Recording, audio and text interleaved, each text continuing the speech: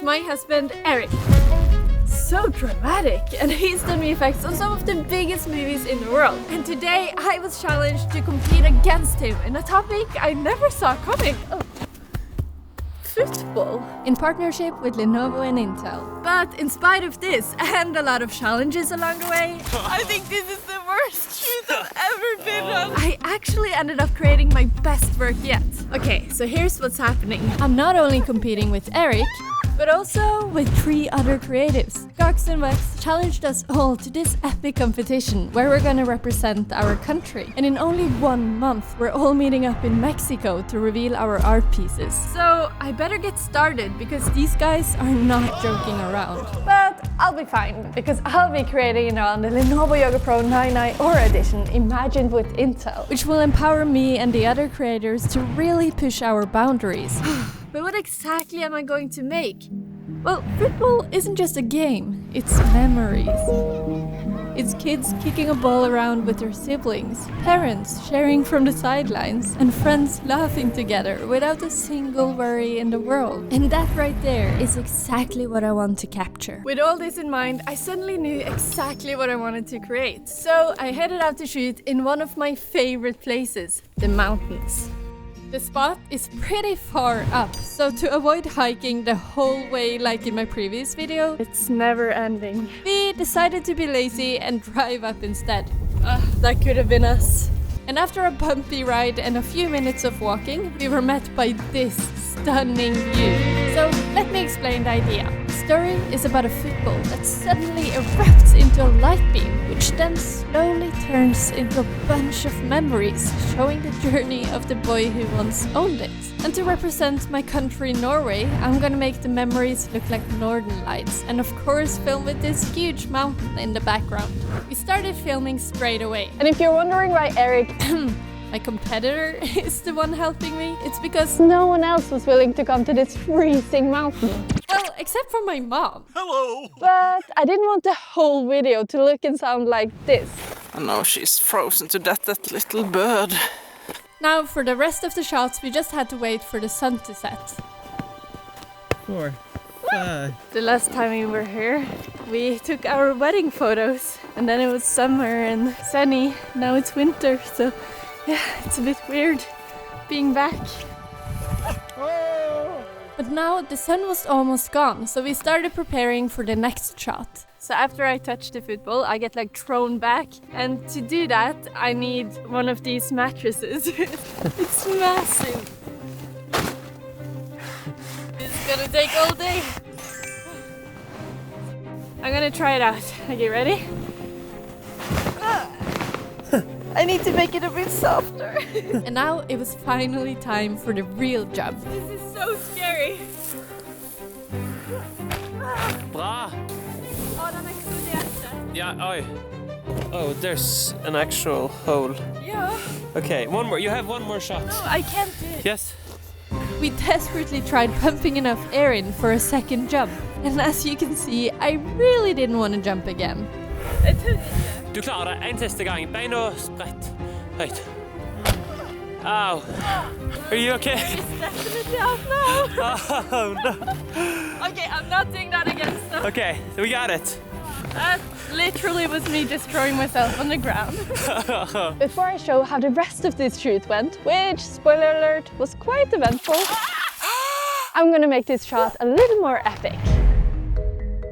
Okay, so let's start by removing both me and the mattress by masking us out and replacing us with a clean plate. I then rotoscoped myself out and added myself back into the shot again and moved me up a bit. Next, I added this light to the football and made it flicker using noise. I then threw in this dark acid of a shockwave, made some small adjustments to it, as well as adding some glow. For more depth, I added a second shockwave along with some dust and smoke. But something looks off. As you can see, the ground and myself aren't affected at all, which is why we need to brighten us up.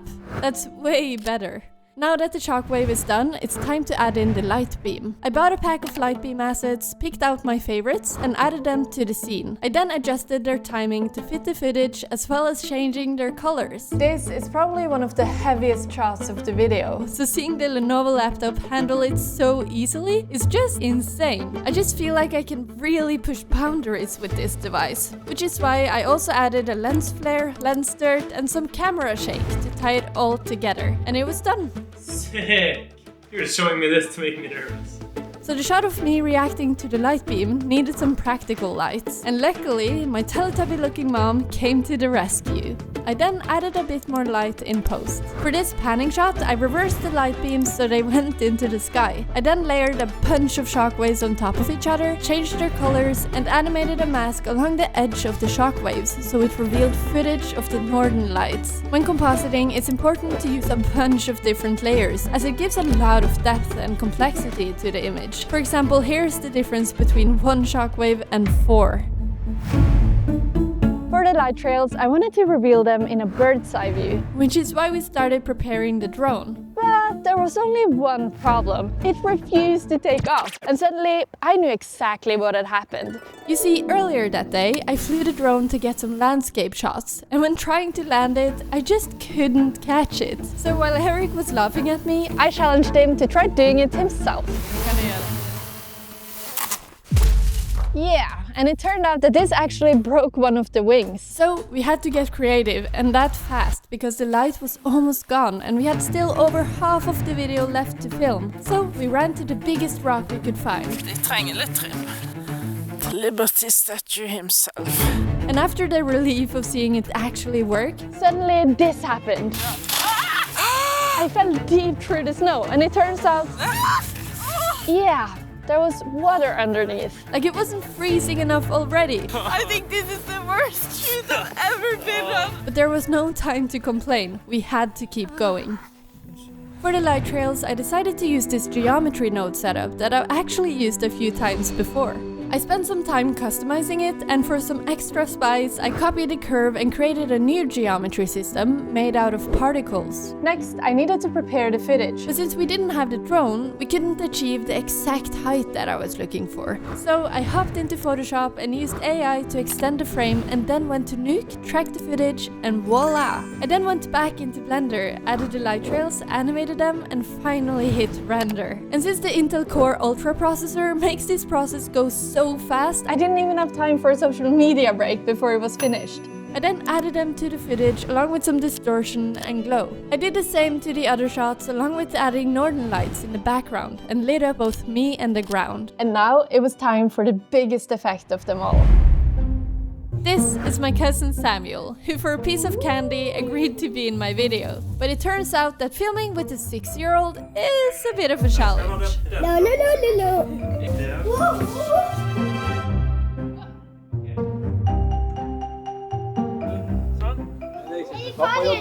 And you can see the exact moment he regretted saying yes to being a part of this. But after some further bribing, I finally got the shots I needed.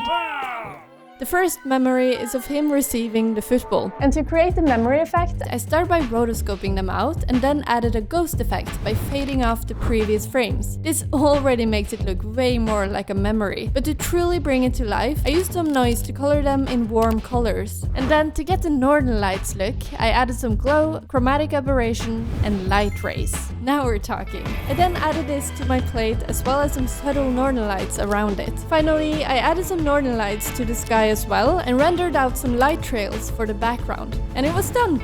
Next up was the most complex shot of them all, where you see the kid's whole life through football. But before tackling it, pun intended, I wanted to talk to someone who's actually been through this journey himself to really understand what it feels like. This is Sasha Kleshton, a football player from the US who spent 17 years playing at the highest level. So I'm wondering, do you remember your first ever football? I don't remember my first football because I've been told that it was put in my crib from the day I came home from the hospital. My dad was obsessed with soccer, and so I became obsessed with soccer, and as soon as I could walk, I was dribbling with it, and it was always just around the house. This immediately brought me back to my own childhood. As he was surrounded by footballs, I was surrounded by cameras.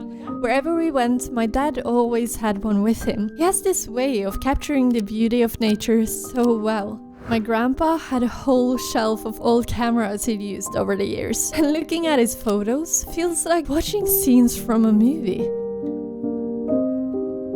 He probably got it from his own dad, my great-grandpa, and his images are like windows into another world. They've all been a huge inspiration to me.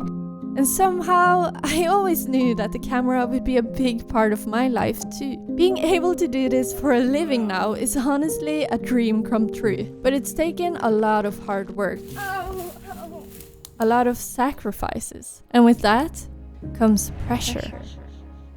When you can enter a zone in the game and you're just playing, it's like you're a kid again. And I'm getting goosebumps right now as I say this because I remember those moments where this could have been the biggest game in the world, but it just felt like I was playing on a pitch with my friends and having so much fun and enjoying the game so much. And then the whistle ends and you realize, wow, I just did that in front of 50,000 people and we won. As long as you're passionate about it, you can do everything, really. I agree with you. On that note, it was time to get back to work, because in only 2 weeks, I will be traveling to Mexico to reveal my work. For this shot, I needed a kid actor, a teenager, and a grown-up. But I had no idea who to ask to be the teenager, so I thought I'd just figure it out later and convince my friend to play the adult. So this is our friend, Jonathan. Hello. He's the main character today. After filming some basic running shots, he's so talented. It was time for some real acting. So now we need some emotions, so you have to act. All right. So you need to pretend that you're winning. I don't know if you're familiar with winning, but it's a very good feeling. So you're just gonna win and then woo, and run woo. Move like this. I don't know. Or you scored a great goal and you're like, yes! Yes, okay. And he was dedicated. Oh.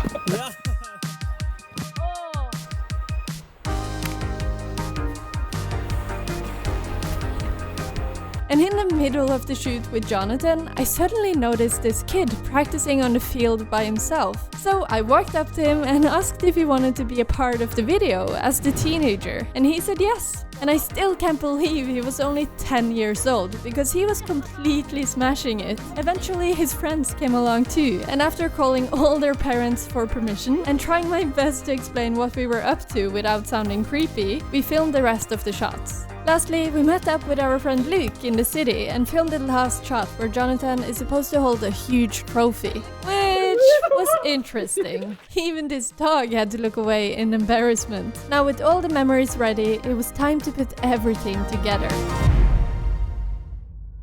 I started by rotoscoping out all the different memories using After Effects AI Rotobrush, and with the Lenovo's laptop's AI integration, the process was super smooth and fast. I loved this Intel processor. I then added a memory effect that I made earlier to all of them and rendered them out. I tracked the whole shot, which took ages, and made the sky darker and added northern lights. I then tracked the ground and added the memories one by one, as well as some glow. When filming, we pointed these orange lights at me and the ground, so when the memories were eventually added, it would look more realistic. But I still needed some extra light on the ground, so I added that as well. Finally, I wanted the first memory in this sequence to get revealed by a light trail, so I rendered one out from Blender, threw it in, and used these shockwaves to reveal the memory in the same way as it had revealed the northern lights earlier. Now, with all the memories added, I did pretty much the same process for the next shot.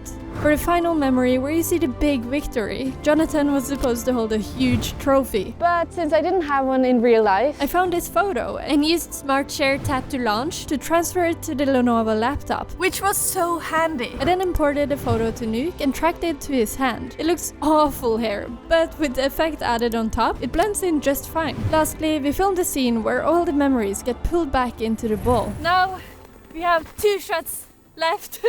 And as you can see, it's all dark and we just barely made it. In Nuke, I added some glow and distortion to the ball and animated it for a glitch effect. I then added the memories and northern lights to the background. For the shot where the memories get pulled in, I animated a scale of them all and added an extra trail effect with distortion and glow to make it more dreamy. Now, with all the shots finally done, it was time to do some color grading to tie it all together. Which actually cannot be more magical, considering the Lenovo Yoga has an amazing tandem OLED display along with PureSight Pro, which makes the colors super accurate. And after a whole month of work, the video is finished. So yeah, let's go to Mexico and finally reveal it.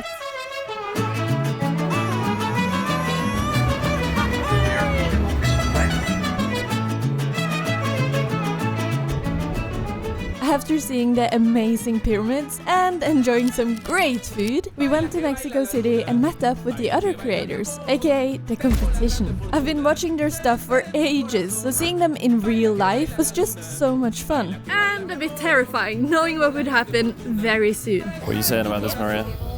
It's a lot of people. We then arrived at the set, which was way bigger than I thought, and there were like 40 people on it that were gonna document us showing our work. I'm not used to the scale of production, and at least not an audience, so this would be interesting. But eventually it was my turn. So as I walked up very nervously, suddenly everything came back to me. This has easily been one of the most intense, cold and stressful videos I've ever made. We had only an hour and a half to pull off nearly 30 difficult shots, and even with 5 layers of wool on, I was freezing to death. But somehow, in the middle of all that chaos, this became one of the most memorable projects I've ever worked on. Not because everything went perfectly, but because of the people who showed up. Like Eric helping me film the most challenging shots, freezing just as much as I did, but still pushing through. My mom being the best assistant and taking care of me when I was completely drained. Laughing and joking with my family between takes. Jonathan taking a break from his exams just to help us film and really giving everything for the shots. And these incredibly talented kids who spontaneously joined in without really knowing what this project was about. And that's when it hit me. Football isn't just about goals or winning. It's about showing up for each other, sharing the highs and lows, and realizing it's okay to lean on someone else at times. And honestly, that's what this project became too. And now it's finally time to reveal the results.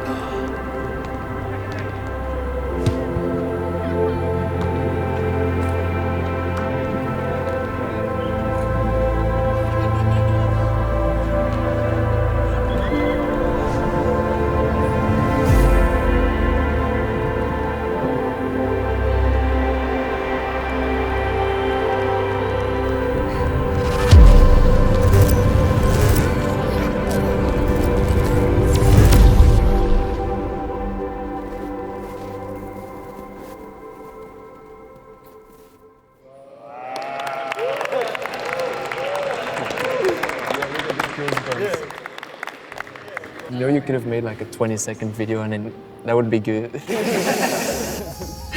What a crazy crazy journey this has been, and meeting the other creators was such a fun experience. And honestly, it stopped feeling like a competition pretty quickly, and instead felt like hanging out with friends who inspired me in so many ways. Their work is just next level, so make sure to check them out and decide for yourself who you think won. We'd love to hear it in the comments. And if you're curious about the device I used to bring this project to life, you can learn more at lenovo.com/Lenovo Aura Edition. Huge thanks to Lenovo and Intel for supporting this project. It truly means a lot.